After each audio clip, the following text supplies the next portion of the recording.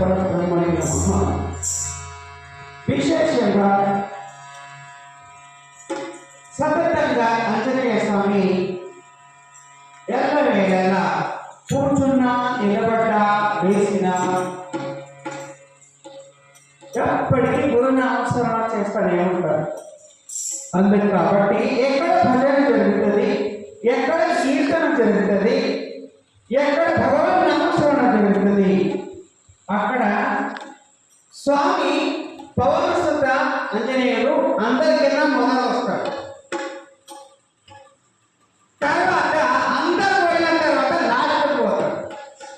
అందుకు కాబట్టి ఆయన ఎక్కడెక్కడ యాయ చోట సంకీర్తనాలు, భగవన్ నామస్మరణలు, ప్రవచనాలు జరుగుతున్న చోట అక్కడక్కడ ఆయన నిదర్శనాలు కనిపిస్తుంటాయి. అందుకు కాబట్టి ఎల్లవేళలా గురునామస్మరణ చేస్తాడు. అంటే రోమ రోమమందు రామనామం, రోమ రోమమందు రామనామం హృదయమందు బంధించి ఉంచేటటువంటిది రామచంద్రుడు సీత. మాత సీత తండ్రి రామచంద్రుని హృదయమందు బంధించేటటువంటి శిష్యుడు ఎవరైనా జగత్తా ఉంటే పవనసుత ఆంజనేయుడు ఒక్కడే, ఆంజనేయుడు ఒక్కడే. అందుకు కాబట్టి శిష్యుడు అంటే ఆంజనేయుడు ఉండాలి, గురువు అంటే రాముడు ఉండాలి. ఆ విధంగా విశేషంగా నిరాకార స్వరూపంలో ఆంజనేయుడు ఒక విశేషంగా కల్పిస్తాడు.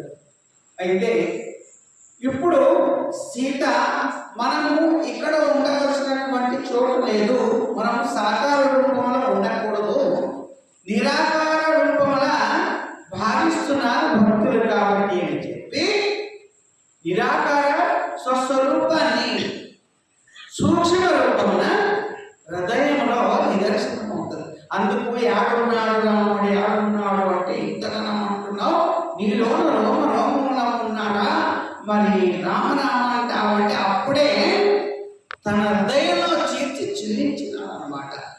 అందుకు సూక్ష్మ రూపంలో తనలోని హృదయంలో బంధించినటువంటి అయిన గురువు ఆంజనేయుడే. పవనసుత హనుమాన్ అంటే అర్థం ఏంటంటే పవన అంటే వాయువు అని. ఆ వాయువు కూడా బంధించి శోధించి సాధించినటువంటి యోగం చేసినటువంటి యోగి ఆంజనేయుడు. అందుకు కాబట్టి సూక్ష్మ రూపంలోనే కొన్ని నిదర్శనాలు, సూక్ష్మ రూపంతో కూడా వారి వేగంతో వెళ్ళేటటువంటిది. ఎక్కడ భగవాన్ నామస్మరణ జరుగుతుంది అక్కడ సూక్ష్మ రూపంతోనే దర్శనమిచ్చేటటువంటి ఎవరైనా సదా ఎల్లవేళలా భగవాన్ నామస్మరణ చేసేది, గురునామస్మరణ చేసేది అంటే ఆంజనేయుడు.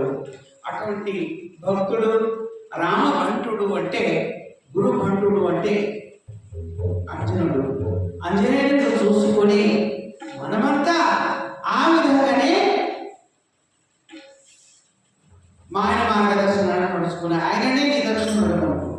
అందుకు కాబట్టి ఊరికి రాముని గుడి లేకుండా ఆంజనేయుడి గుడి ఉంటుంది, రాముని గుడి లేకుండా ఆంజనేయుడి గుడి ఉంటుంది. కాబట్టి ఎక్కడ ఆంజనేయుడు ఉంటుందో అక్కడ రామనామస్మరణ ఉంటుందో కంపల్సరీగా అక్కడక్కడ ఆంజనేయుడు ఉండే ఉంటాడు. అందుకు కాబట్టి గుడిలో ఉంటాడు, బడిలో ఉంటాడు, ఘటంలో ఉంటాడు, మఠంలో ఉంటాడు, అన్ని చోట్ల ఉంటాడు. అందుకు కాబట్టి ఘటమనగా ఈ దేహం, మఠమనగా కనిపించేటటువంటి ధర్మ బోధన చేసేటటువంటి ఒక విద్య బుద్ధి నేర్పేటటువంటి ధ్యాన యోగం చేసేటటువంటి మఠ. అందుకు కాబట్టి విశేషంగా ఇంత ఉంటుంది నామస్మరణ అనేనే. ఆ నామస్మరణ అంత శక్తిశాలి విశేషమైనటువంటి అగ్నితత్వం, గురు తత్వం అనేటటువంటిది ఆ నామస్మరణ జ్ఞానంలో ఉంటుంది అన్నమాట. అందుకు కాబట్టి రాజీ లక్ష్యం ఎంతో విశేషంగా విశాలం ఉంటుంది, మరీ లక్ష్యం విశాలంగా ఉంటుంది. దాని ఎత్తు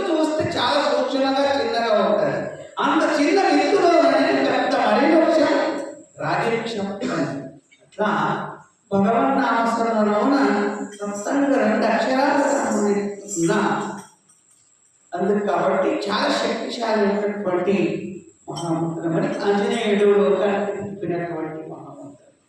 అందుకు కాబట్టి ప్రతి ఒక్క గ్రామంలో ఆయన ఊరికి కాపలిగా కాసి అందరినీ రక్షించడానికి ఊరికి నిలబెట్టుకుంటారు. అందుకే పోతా వస్తా ఉండడం కూడా అందరికీ కూడా గమని దగ్గర అది పోతుండగా వస్తుండగా కూడా చూసుకుంటూనే వెళ్తారు. ఆ విధంగా ఊరికి పెట్టుకుంటూ ఊరితో పాటు హృదయంలో అథవా ఈ విధంగా భజనాలో ఎప్పటికీ కూడా నామస్మరణ చేసినటువంటిది. ఆ విధంగానే మనము ఆంజనేయుని మార్గదర్శనం నడుచుకోవాలి. ఎట్లా అంటే ఆంజనేయుడు రాముని నడుస్తుంటే రాముడు సదా ఎల్లవేళలా శివునికి నడుస్తుంటాడు. అర్థం చేసుకోవాలి. ఎందుకంటే శ్రీలంకకు వెళ్ళేటప్పుడు రామేశ్వరంలో రాముడే కదా లింగస్థాపన చేసింది. రామేశ్వరంలో రాముడే లింగస్థాపన చేస్తాడు. అదే పేరు రామ ఈశ్వర, రెండు కలిపితే రామేశ్వర. అర్థం చేసుకోవాలి. రాముడు స్థాపించినటువంటిది రామ, మరి ఈశ్వరుడు స్థాపించింది రామేశ్వర. రాముడు ఆంజనేయునికి ఆంజనేయ ఒక శివలింగాన్ని తీసుకురా ప్రతిష్టాపన చేద్దాము అంటే కొంచెం రావడానికి ఆంజనేయుడు లేట్ అయిపోయింది అన్నమాట. ఆ సందర్భంలో ప్రతిష్ట చేసే సందర్భంలో లేట్ అయితే ఇక ఆ సమయంకు మనము ఇంకా లేట్ అయినా ఇక్కడ చేసేది చేయాలని అక్కడ ఉన్న ముష్కని ఒక్క ముక్తి కూర్చొని లింగం చేసి వాళ్ళు చేసి పూజ చేసిన సందర్భంలో అప్పుడే ఆంజనేయుడు ఇక్కడ అన్నమాట. వచ్చినప్పుడు మనం నన్ను లింగం తెమ్మని చెప్పారు కదా, మరి నీ లింగం ఏం చేయాలి అని ఆంజనేయుడు అంటాడు. గురువు నీవు తెచ్చిన లింగం కూడా పెడదాంలే అని. ఇప్పుడు 2 లింగాలు ఉంటాయి రామేశ్వరంలో. గుడిలో 2 లింగాలు ఉంటాయి. అందుకు ఒకటి ఆంజనేయుడు తెచ్చింది ఉంటుంది, ఒకటి రాముడు ఆ ఉసుకతో తయారు చేసిన లింగం ఉంటుంది. అందుకు కాబట్టి 2 లింగాలు ఉంటాయి. ఆ విధంగా ఈ రాముడు ఈశ్వరుడు అనేటటువంటి లింగము ఈ 12 జ్యోతిర్లింగాలు ఒకటి రామేశ్వరం. అందుకు రామ ఈశ్వర అనేటటువంటిది ఎప్పటికీ కూడా రాముడు ఈశ్వరుని ధ్యానిస్తాడు. అట్లా ఒకరికొకరు ఈ విధంగా గురువు అనేటటువంటి భావంతో దేవుని భావంతో నడుపుతారు. అంతే కాబట్టి దీన్ని గ్రహించుకొని ముందడుగు పెట్టాలి అన్నమాట. అందుకే కూర్చున్నా నిలబడ్డ ఎల్లవేళగా రామనామం తలచేటటువంటి ఆంజనేయ. అందుకు కాబట్టి విశేషంగా ఈ రాముడు పుట్ట కింద మొదలే రామాయణం రాసింది వాల్మీకి మహర్షి. రాముడు ఇంకా పుట్ట కింద మొదలే రామాయణము రాసింది అంటే రాముడు ఎట్లా పుడతాడు, ఎప్పుడు పుడతాడు, ఎక్కడ పుడతాడు, ఏ విధంగా పుడతాడు, ఎందుకు పుడతాడు అనేది రాసి పెట్టింది ఒక వాల్మీకి. వాల్మీకి అంటే అర్థమా పుట్టగడ్డ అన్నమాట. వాల్మీకి అంటే పుట్టగడ్డ. అక్కడ తపస్సు చేస్తా ఉండగా ఒక గజదంగా రత్నాకరుడు కాబట్టి ఆయనకు నారద మహర్షి ధర్మబోధన చేసి కర్మకాండాల గురించి ధర్మబోధన చేసినప్పుడు తెలుసుకొని ఆయన తపస్సుకు కూర్చుంటాడు. ఆయన పరిత్యాగేశ్వర రత్నాకరుడు కాబట్టి ఆయన తపస్సు చేస్తూ చేస్తున్నట్ట పుట్టగలుగుతాడు. నేను వచ్చే వరకు నిన్ను పలకరించే వరకు కన్ను తెరవరాదు, ఎవరితో మాట్లాడరాదు అని చెప్తే అలాగనే పోతుంటాడు. కాబట్టి అక్కడ దేవుడు వస్తారు. ఎందుకు నాయన ఇంత గౌరవ తపస్సు చేస్తున్నావు, మానేసి నువ్వు ఏం కావాలంటే అది ఇస్తామంటే కూడా ఎంతమందినానండి అనమండి, కానీ నా గురువు మాత్రం నాకు పిలిచిందా కన్ను తెరవాలి మాట్లాడు. ఆ విధంగా మళ్ళా నారాయణ మహర్షి వచ్చి సాధన ఘోర తపస్సు అంటే అప్పుడు సాధిస్తాడు. తర్వాత ఆయన వాల్మీకి మహర్షి.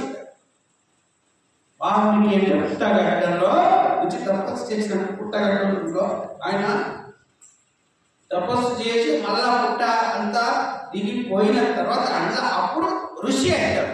కృషి చేసిండు కాబట్టి రుచి అవుతాడు. అందుకే వాల్మీకి ఏంటి రత్నాకరుడు. అట్లా నరుడున్న మనిషి హరుడైతాడంటే ఇట్లానే కృషి చేస్తే ఋషి అవుతాడు. అంటే ఏం కృషి? బయట కృషి కాదు, అంతరంగంలో ఉండేటటువంటి నేటి విద్య అనేటటువంటి కృషి అన్నమాట.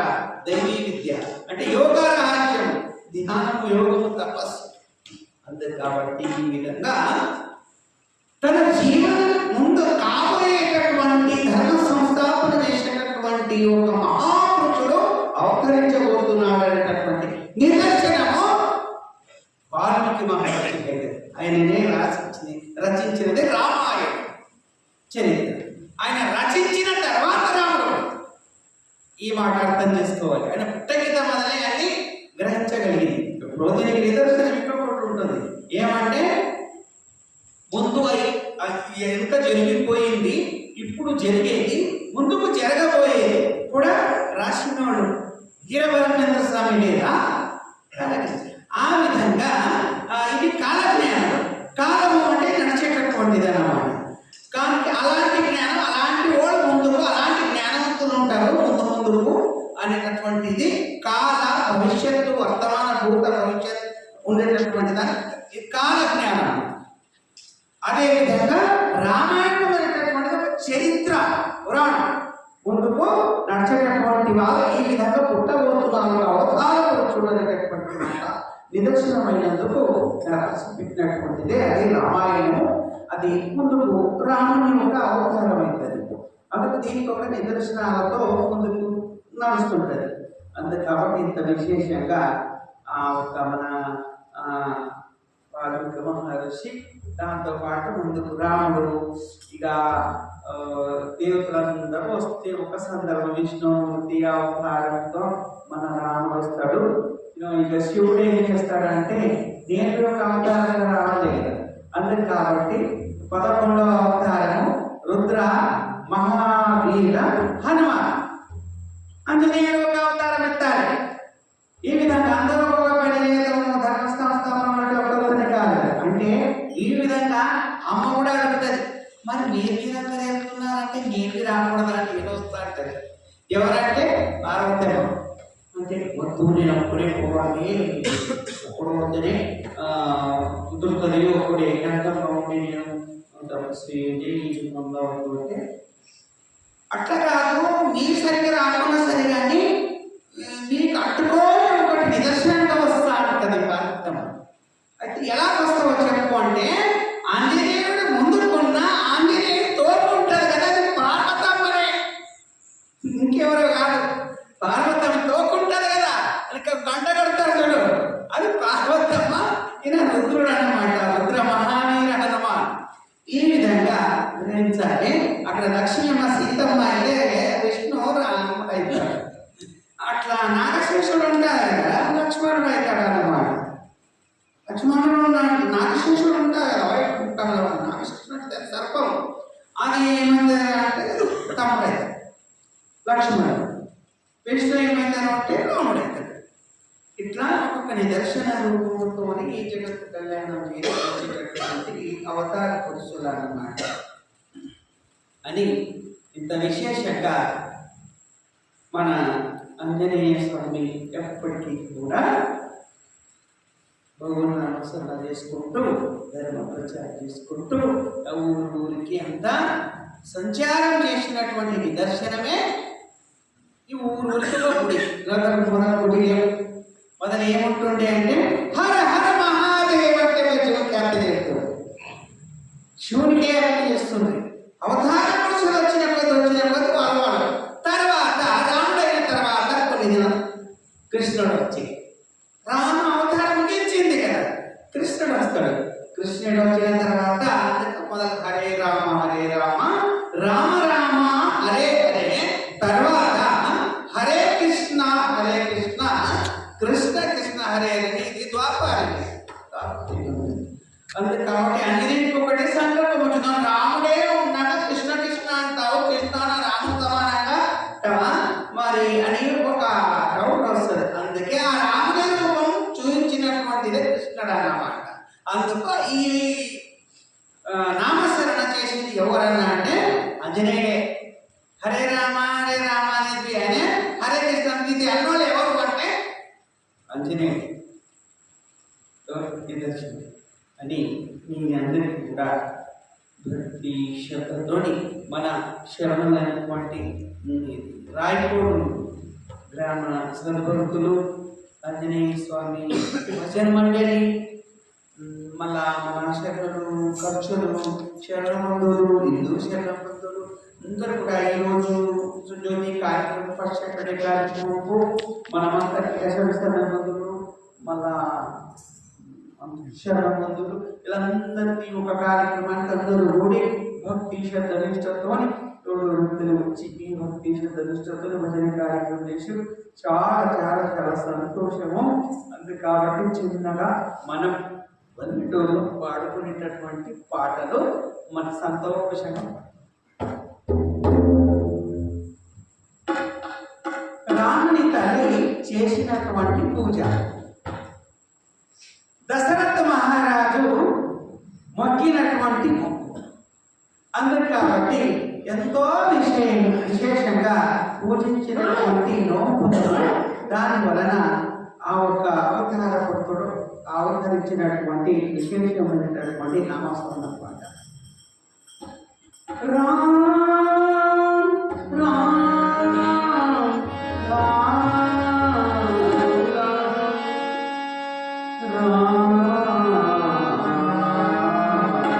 రాముని యొక్క ప్రేమ ఎటువంటిదంటే ఆకారంలో ఉన్నటువంటి దర్శనం ఇచ్చినటువంటి దాదాపు అవతార పురుషుడు. నిరాకారంలో ఎట్లుంటాడంటే శబరముకు దర్శనం ఇచ్చినోడు, గూడుకు గుండె కత్తుకున్నాడు. అదేవిధంగా విశేషంగా ఎందరెందరు ఆంజనేయులు చేసినటువంటి ఘనకార్యాలకు భక్తికి మెచ్చి గుండె కత్తుకున్నటువంటి తోడు ఎవరైనా ఉంటే ఒక రాముడు ఉంటాడు ప్రేమలో. ఇక నిరాకార రూపంలో ఎలా ఉంటాడంటే నా రాముడు ఎటువంటి వాడంటే శుద్ధంపై బుద్ధంపై వాయు ఆత్మనంటే రాముడు, అనాత్మనంటే హనుమంతుడు, గీతా విరాటి సీత. వాయు ఆత్మనంటే రాముడు, అనాత్మనంటే హనుమంతుడు, గీతా విరాటి సీత. అంతే కాబట్టి ఇది నిరాకార సూక్ష్మ రూపంలో వస్తుంది. దేహ రూపంలో ఉండేటటువంటిది నీలి కలర్గా అవతార పురుషుడు శాంత స్వభావంగా గురు పరంపర ప్రకారంగా గురువు చెప్పినట్టు నడుచుకున్నప్పుడు ఎవరంటే రాముడు. విశ్వామిత్ర మహారాజు చెప్పినట్టు ఋషి ఆ విధంగా నడుచుకున్నాడు.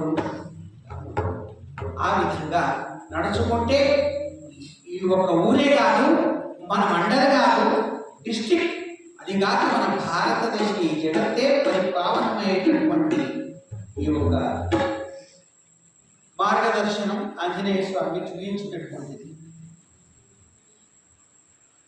ఓ